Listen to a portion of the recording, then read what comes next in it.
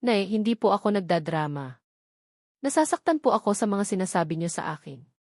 Bakit po ba ang init ng dugo niyo sa akin? Umiiyak niyang tanong dito. Feeling down na nga siya dahil sa nangyari sa kanya kagabi, tapos sasalubungin pa siya ng ganito, kasakit na pananalita ng sarili niyang ina. Ang unfair, di ba? Aba, lits na ito. Tigilan mo na ako, Elena, sa pagdadrama mong iyan, ha? Naiinis na ako sa pagmumukha mo. Kung hindi ka patitigil dyan, tatamaan ka na sa akin. Galit na naman nitong wika. Lalo siyang napahikbi.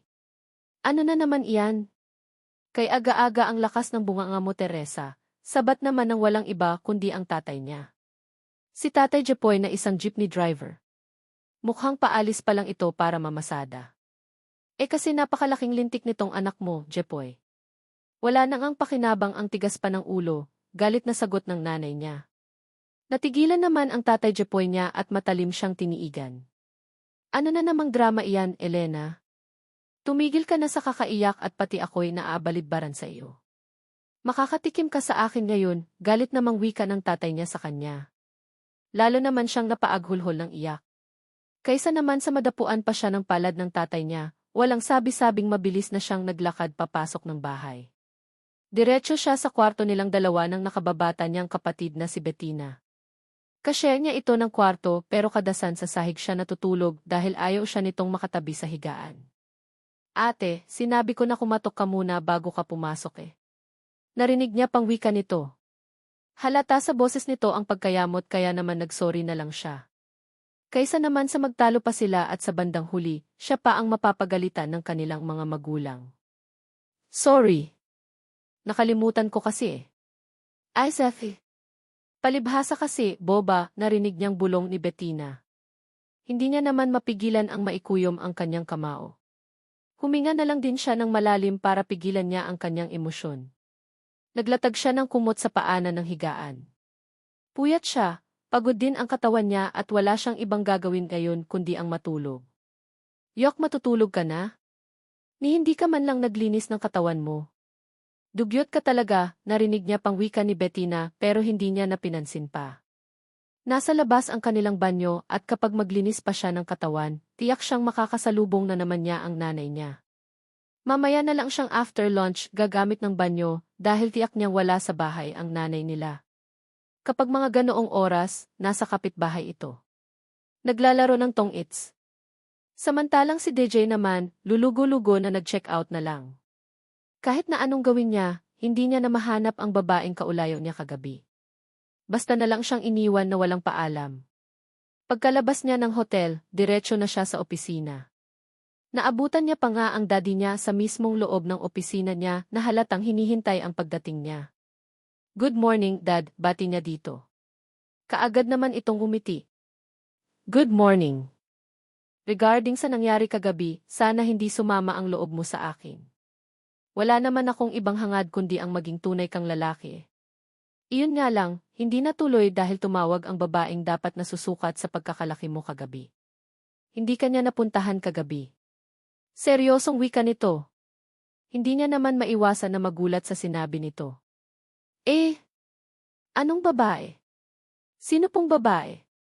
Nagtataka niyang tanong dito. Ang babaeng babayaran ko sana na magbibinyag sa pagiging virgin mo.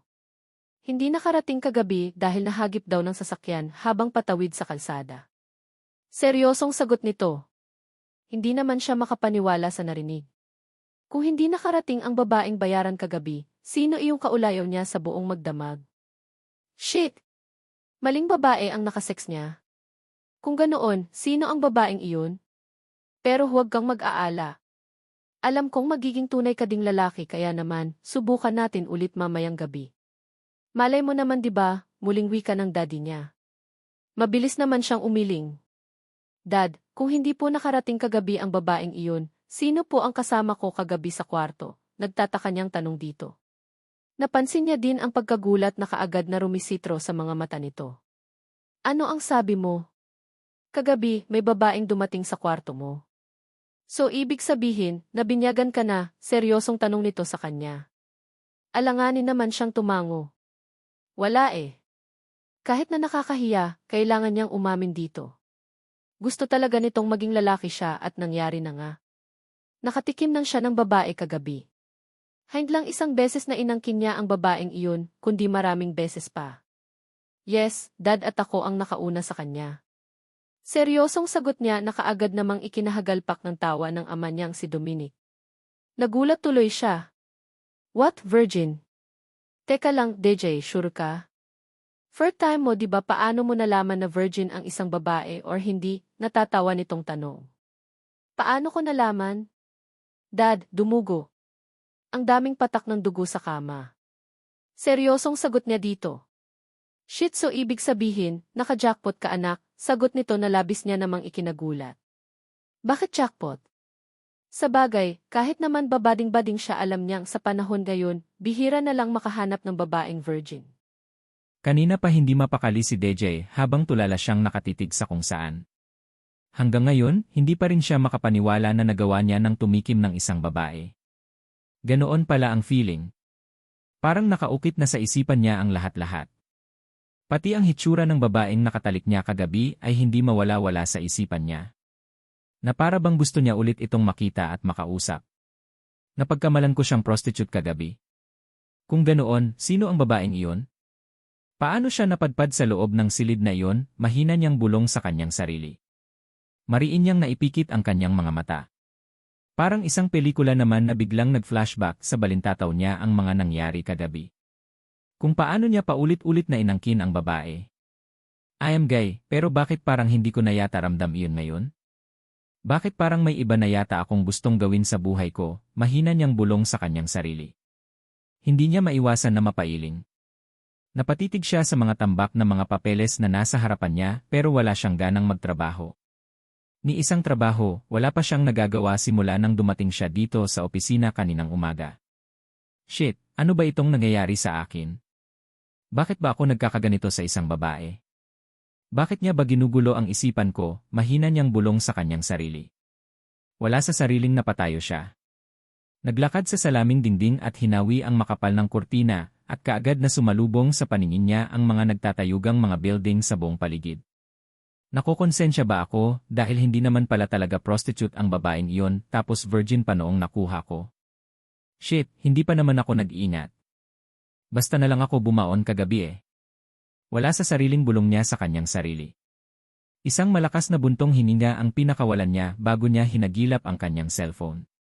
Walang mangyayari kung tutunganga lang siya. Kailangan niyang gumawa ng paraan para mahanap ulit ang babaeng iyon.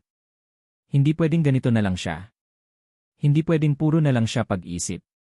Kailangan niyang makaharap ang babaeng iyon para maibigay dito ang nararapat. Tiyak kasi siya sa sarili niya na hindi talaga siya patutulugin ng kanyang konsensya eh. Yes, feeling niya nakokonsensya na siya ngayon. Imagine, dahil sa kagustuhan ng sarili niyang ama na maging tunay siyang lalaki, nagawa pa talaga nitong bigyan siya ng isang gamot para lang makalimot sa sarili at nagawang makipagtalik sa isang babae. Shit! Shit! Pagkadampot niya sa kanyang cellphone, walang pag-aalinlangan na tinawagan niya ang kanyang kapatid na si Brian. Hindi niya na kaya. Kailangan niya na ang tulong nito. DJ, napatawag ka, sagot naman kaagad nito mula sa kabilang linya. Kuya, I know na this is very personal but I need your help, seryosong sagot niya dito. What kind of help is it? Of course, matutulungan kita as long as kaya ko. Tell me, anong klaseng tulong ba yan? Sagot nito sa kanya. Kuya, kagabi may nakasama akong babae sa hotel. Her name is Elena. Gusto ko siyang makita ulit, kuya. Seryosong wika niya dito. Elena. Elena, who? Hindi ba't wala namang dumating na babae sa hotel kung saan ka nakatulog dahil na aksidente? Seryosong tanong nito sa kanya. May babaeng dumating sa kwarto ko kagabi and her name is Elena. I don't know her family name pero matutulungan mo ba ako na mahanap siya? I mean, malaki ang atraso ko sa kanya at gusto ko ulit siyang makaharap, seryosong tanong niya dito. Atraso? Anong klaseng atraso? Don't tell me na. Kuya, no questions please. Matutulungan niyo po ba ako or? Well, sa mga ganyang bagay, walang mas higit na makatulong sa'yo kundi ang bunso nating kapatid na si Fiona. Call her. Sisiw lang sa kanya ang ganyang trabaho at mabilis lang niyang matrace ang taong hinahanap mo. Seryosong sagot nito sa kanya. Automatiko naman siyang napangiti. Bakit hindi niya ito naisip? Sa klase ng trabaho ng kapatid niya ngayon, tiyak niyang wala pang isang linggo, may makukuha niya na lahat ng mga impormasyon na kailangan niya. Call her. She's not busy today dahil wala yatang bagong assignment ang kapatid nating iyon. Muling wika ng Kuya Brian kaya mabilis na siyang nagpaalam para tawagan si Fiona. Mabuti na lang talaga at mabilis lang sumagot ng mga tawag ang bunso niyang kapatid.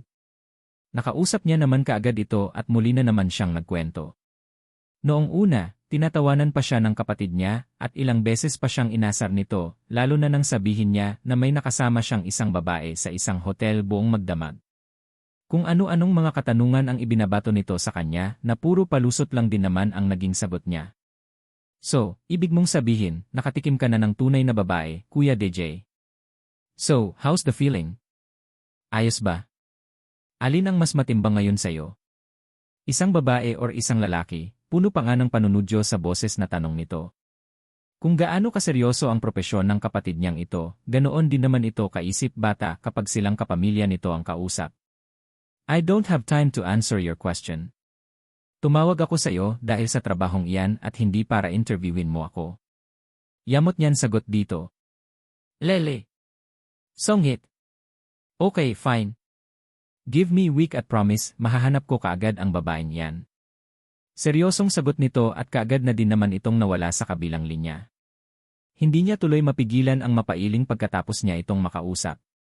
Kung hindi pa sa malakas na pagbubunganga ng nanay niya, hindi pa sana magigising si Elena mula sa mahimbing niyang pagtulog. Wala sa sariling mabilis siyang napabangon pero kaagad ding napahiga nang maramdaman niya na sobrang sakit talaga ng buo niyang katawan.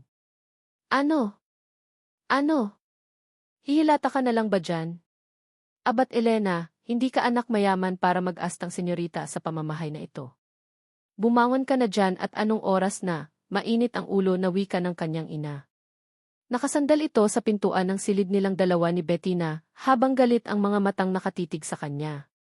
Kitang-kita din sa mukha ng nanay niya ang matinding stress, kaya alam niya na kung ano ang nangyayari.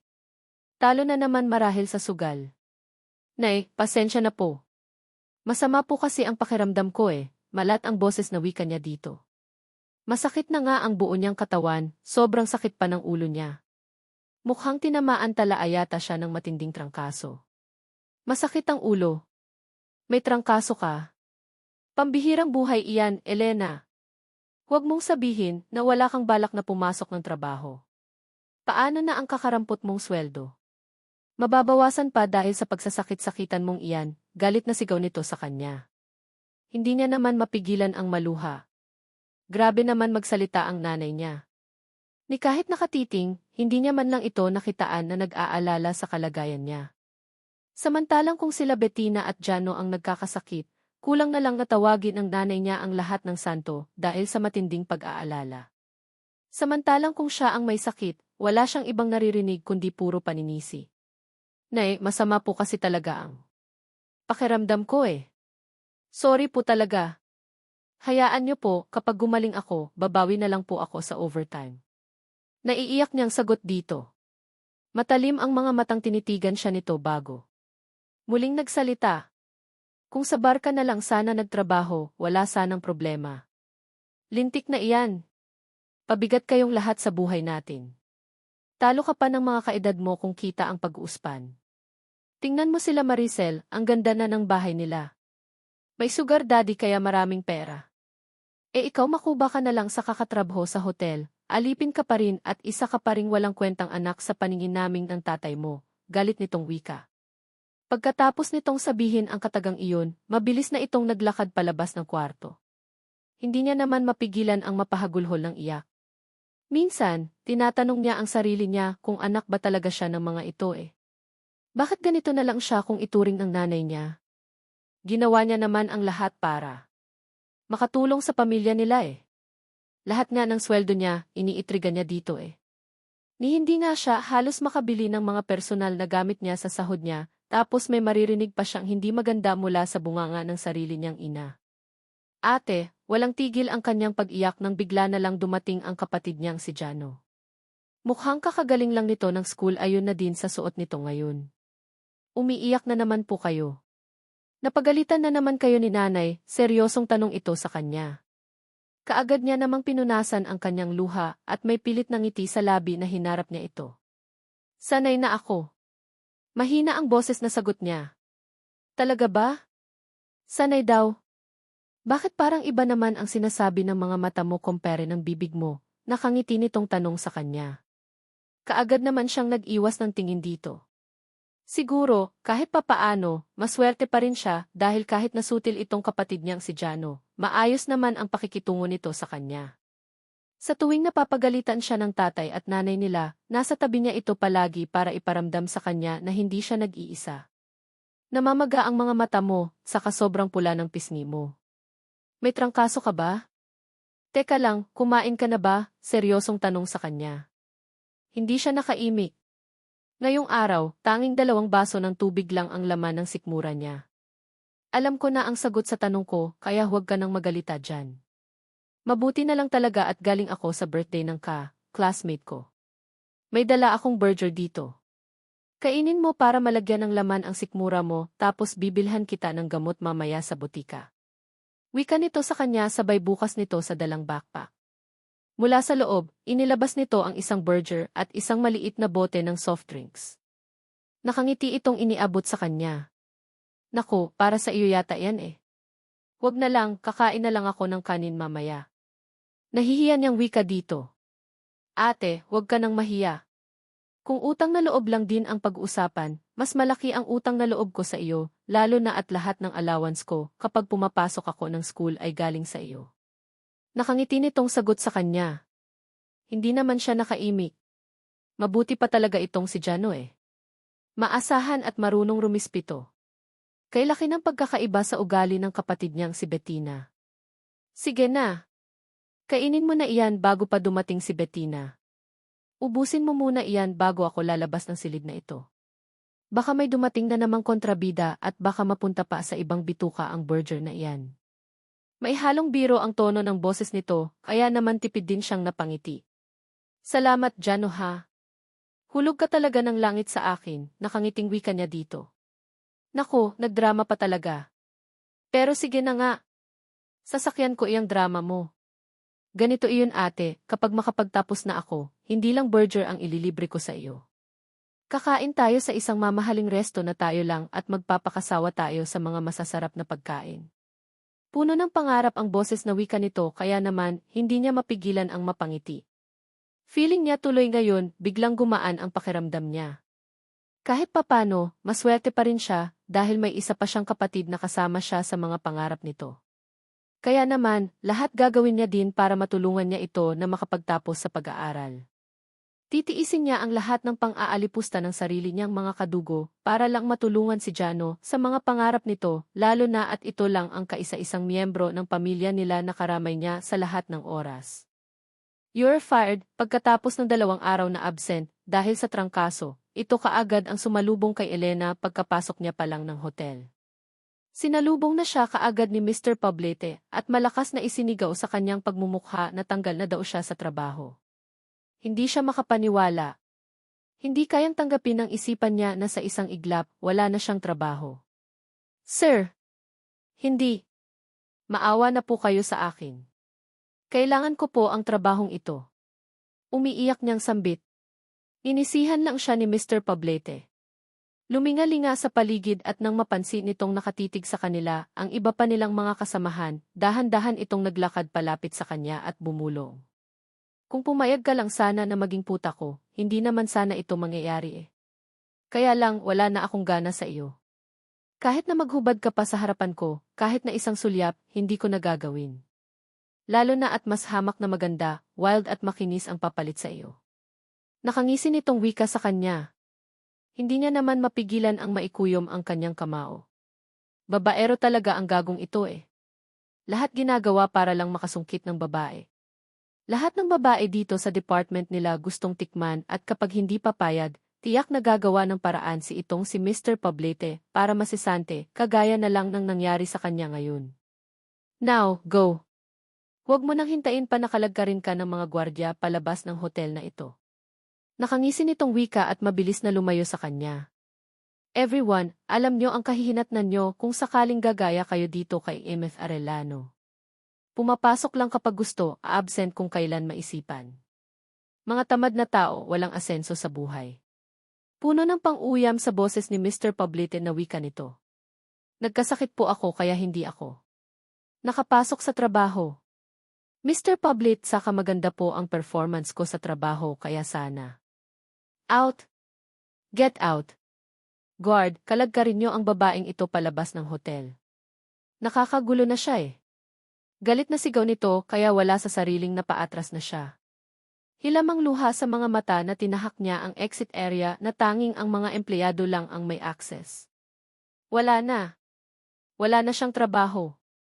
Sa hirap ng buhay sa ngayon, kailangan niyang magtrabaho lalo na at malalagot siya, lalo sa mga magulang niya na walang ibang ginagawa kundi ang iparamdam sa kanya kung gaano siya kainutil na anak.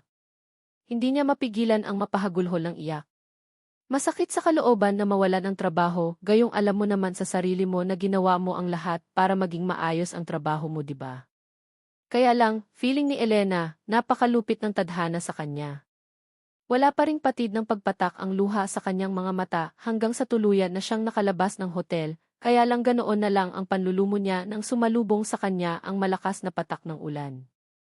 Lalo tuloy siyang napaiyak. Ano ba naman iyan? Kung saan down ako ngayon saka naman umulan ng malakas. Kakagaling ko lang sa sakit eh. Hindi ako pwedeng mabasa sa ulan. Wala din akong payong nang hihimutok niyang bigkas. Feeling niya, sobrang malas niya. Siya na yata ang pinakamalas na nilalang sa balat ng lupa. Wala sa sariling napayakap siya sa kanyang dalang bag, hindi niya na alam kung ano ang gagawin niya. Hindi niya din alam kung saan siya pupunta, lalo na at alam niyang kapag umuwi siya sa mga ganitong oras, bunganga ng nanay niya ang unang sasalubong sa kanya. Nakakainis. Sobrang nakakainis, naiiyak niyang bigkas. Pigil niya ang sarili niya na sabunutan ang sariling buhok dahil sa matinding frustrations. Malas talaga. Malas? Sobrang dilim ng kalangitan. May manakanakang pagkulog pa kaya feeling niya, hindi talaga siguro hihinto ang ulan na ito eh. Wala na siyang nagawa pa kundi pikit matang sinuong ang malakas na ulan. Wala eh. Wala naman siyang pagpipilian. Ayaw na din niyang magtagal sa hotel na ito at baka makita pa siya ng manyakis na si Mr. Pablete. Pikit mata na sinuong ni Elena ang malakas na ulan kaya lang nakailang hakbang pa lang siya, isang impit na sigaw nagkumawala sa lalamunan niya. Natapilok siya at napaupo sa basang semento. Lalo siyang napahagulhol ng iyak nang sumigid ang sakit sa buo niyang kamalayan. Huhuhu! Ano ba naman ito? Malas talaga. Malas, umiiyak niyang sambit. Pinilit niyang tumayo pero hindi niya kaya. Lalo pa yatang lumakas ang ulan kaya naman mas lalong naguunahan sa pagpatak ang luha sa kanyang mga mata. Misty! Helpless at walang ibang makakapitan, isang baritonong boses ang narinig niya. Wala sa sariling napatingala siya at kahit papaano, kaagad siyang nakaramdam ng kapanatagan ng kalooban nang sumalubong sa paningin niya ang isang matangkad na lalaki. May hawak itong payong habang nakatitig sa kanya ang matiim nitong mga mata. Tulungan niyo po ako, sir, mahina niyang sambit. Napansin niyang napatitig ito sa paa niya bago dahan-dahan na yumukod at ganoon na lang ang pagkagulat niya nang walang sabi-sabing basta na lang siya nitong binuhat. Worries. Ako ang bahala sa iyo.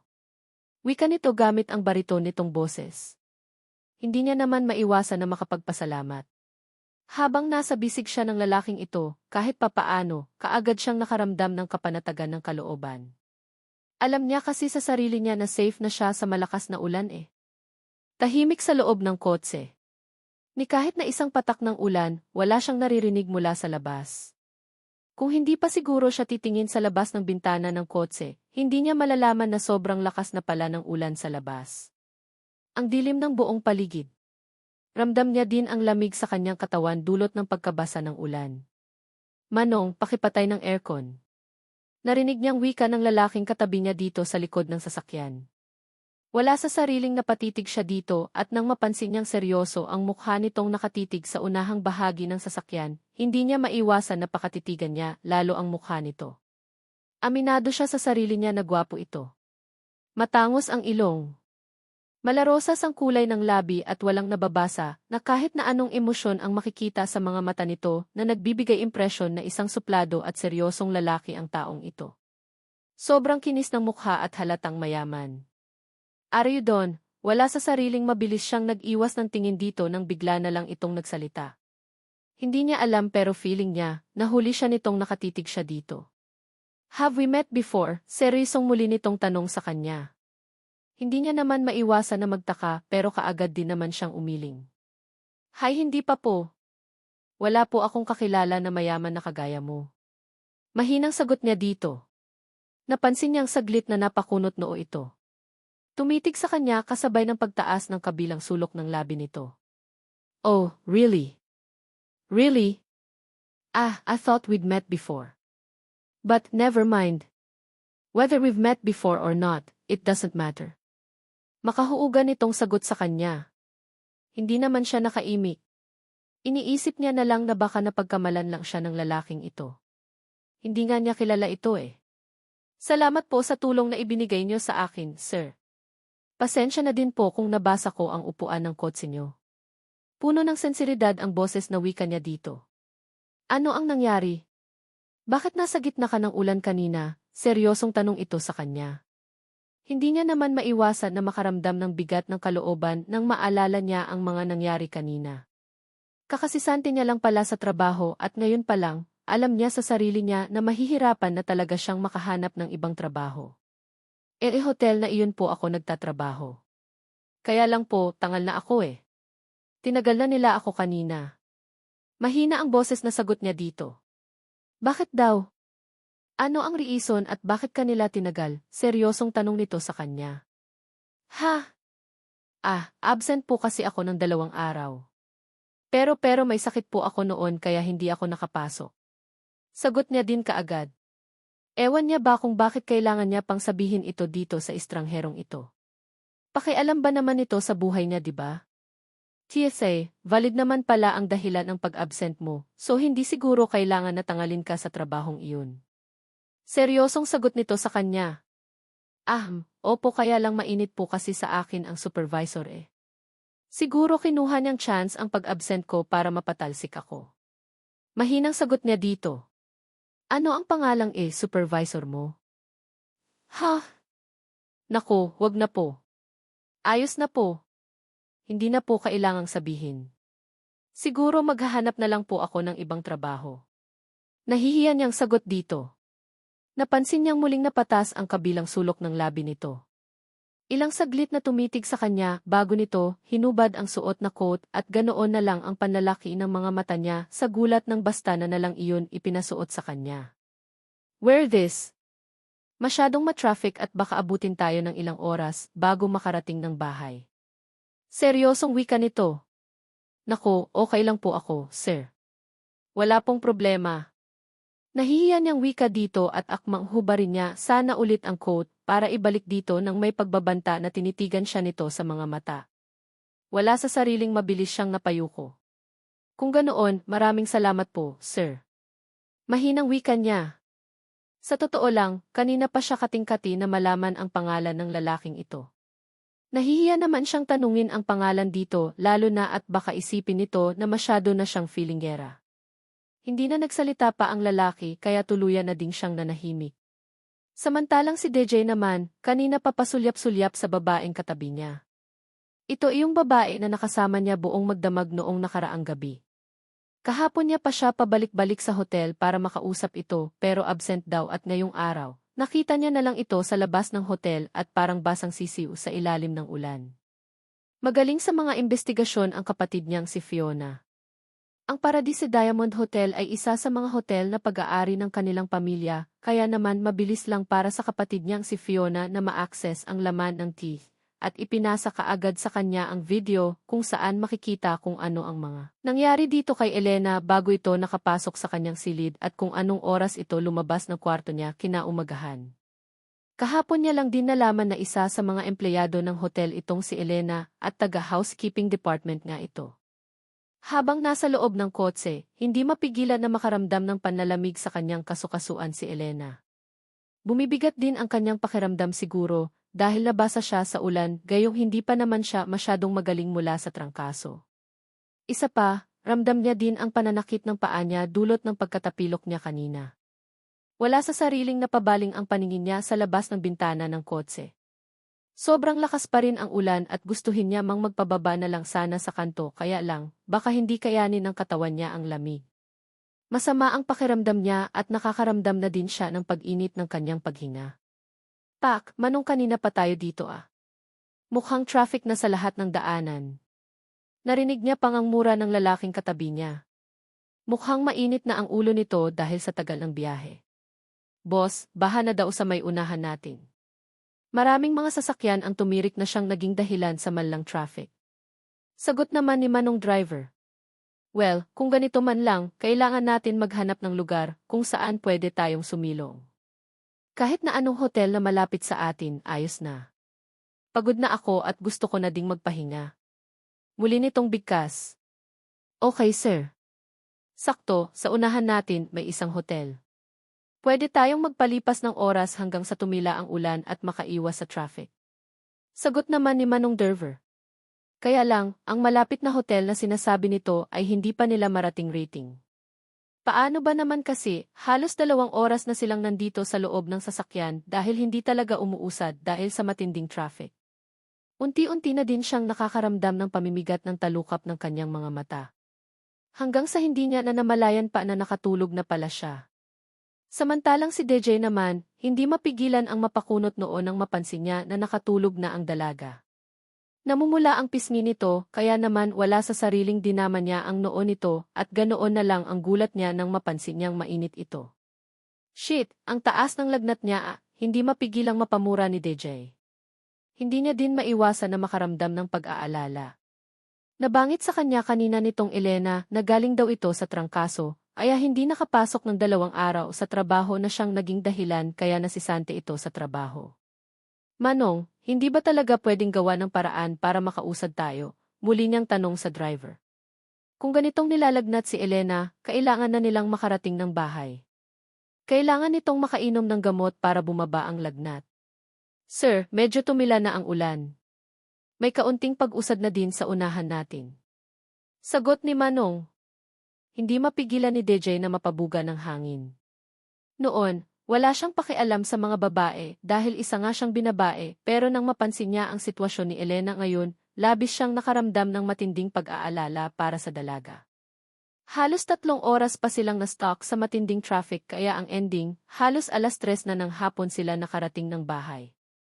Tulog na tulog pa rin si Elena, kaya naman wala nang nagawa pa si DJ, kundi ang buhati na lang ito. Malakas pa rin ang patak ng ulan kaya naman nakaalalay din sa kanila ang isa sa mga bodyguards niya para payungan sila. Sa pagpasok pa lang ni DJ sa loob ng bahay, hindi maiwasan ni Trixie na magulat. Lalo na at napansin niyang dumating nga ang anak niya pero may bitbit naman itong isang babae. Ano ang nangyari? DJ, sino siya? Nagtatakang tanong ni Trixie sa anak.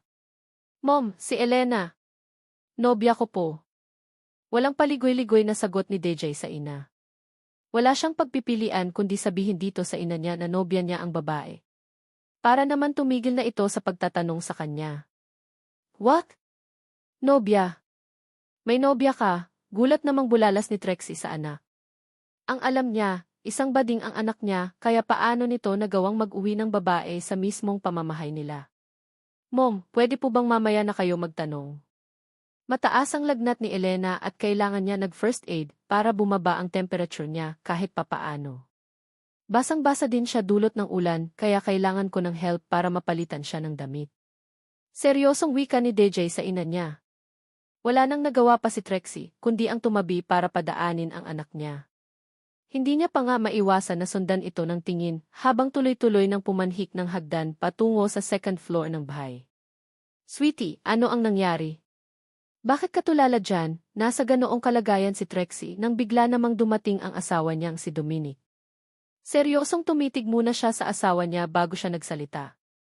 Dom, nakita mo ba ang nakita ko kanina? Tanong niya dito. Of course, hindi ko nakita kung ano man ang nakita mo. Bakit? Nagtatakang tanong ni Dominic sa asawa. Si DJ. Ang anak mong si DJ, may iniuwing babae, halos pabulong na sagot ni Trixie sa gulat na asawa. What, si DJ?